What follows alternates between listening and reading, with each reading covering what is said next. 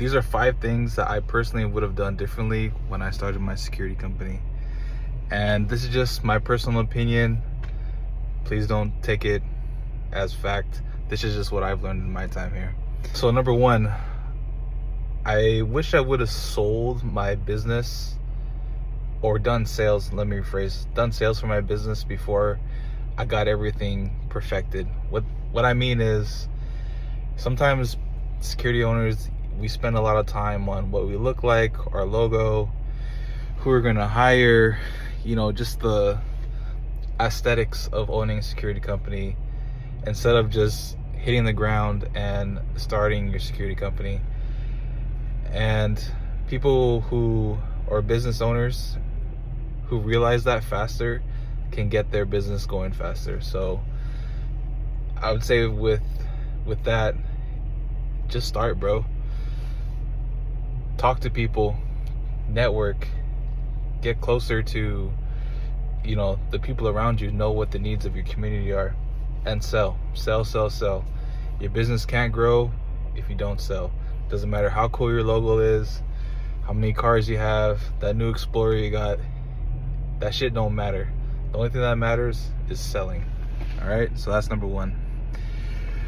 Number 2, in the beginning, I wish I would have charged just a little bit more for my clients. And I don't say this to be, how do I say this? To say my product is better than any other company's product. It's just, you have to know what your value is. For example, if you're running patrol for your company and you're charging $200 a night for a patrol that's 30 minutes away, and you have call responses, at the end of the day, you're losing money. And you try to justify it to yourself like, hey, I'm taking this $200 contract because, I just need money. No, because at the end of the day, the companies are just gonna expect that that's how much you're gonna charge from now on. And the word gets around really fast. And at that point, you just price yourself really low, and that's what people are gonna expect. So come up with some kind of solution or some kind of formula to where this is how much I can charge realistically. Maybe put a little extra something to it, and then bring it to the client. Okay. Number 3, and this is one of the most important ones. Hire slower. I know it's really exciting once you get your first contract, once you start your business, you get your EIN and all that, and you just want to hire any Joe Schmo with a heartbeat just to get your business off and running. That is the biggest mistake you could do. In my opinion, the owner, you started it, and you got to put in the most hours, at least in the beginning, to grow your company. The more hours you put, the less you have to go on payroll. And second, when you go over resumes to hire people, a lot of resumes will say that this person has X amount of experience, and maybe they have military experience, law enforcement experience, but in my humble opinion, those people don't usually pan out. It's usually the people or the candidates who are hungry to learn despite what their experience is. Number 4, I wish I would have built systems before I actually needed them. Systems as in policies, post orders, training manuals, scheduling processes, what system you're going to use for your payroll. I had an idea of what I wanted to do for all of those things, but I didn't have everything 100%. And it was all right in the beginning, but once you hit a snag as far as like, what kind of PTO do I offer? Do I offer, life insurance? What is the criteria for towing a vehicle? Stuff like that. So let me say this: having as much of your processes in place before you start is a great thing, but over analyzing and being too patient, it could be a downfall. So you got to find a good mix in there. I would say as long as you get your payroll system down, your post orders down, and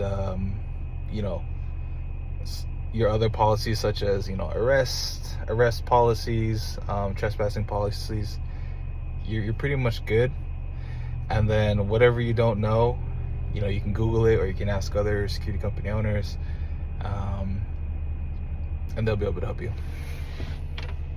And number 5, but definitely not last, I would focus more on relationships than marketing. When I did sales in the beginning, I would make a lot of calls and I would email all day, hundreds of emails, hundreds of calls, nothing. No one picked up emails, nothing, ghost town. But once I figured out that people value relationships, they value how much you care about their community, that you care about, what they got going on, the higher likelihood they'll have of entertaining that conversation. For example, if you're selling your on-site services or patrol services, physically going into that building, plaza, apartment complex, wherever that may be, trying to find whoever the property manager is, having a heart-to-heart conversation about, I've noticed these things, this is how I can help you guys, and I can work within your budget. And a lot of the times you won't get in contact with those higher ups, but you'll talk with maintenance people who lived at that location, people who shop at that location. Sorry. And that's all valuable information that you can use, and those are all relationships that are built, because honestly, word of mouth and those connections will get you way farther than emails, phone calls, LinkedIn, all that bullshit ever will. There's a time and a place for all those things. I understand that, but in my opinion, I'm gonna say flat out, face to face, you can't get better than that. This is a little bonus tip for you new security company owners. If you're using social media,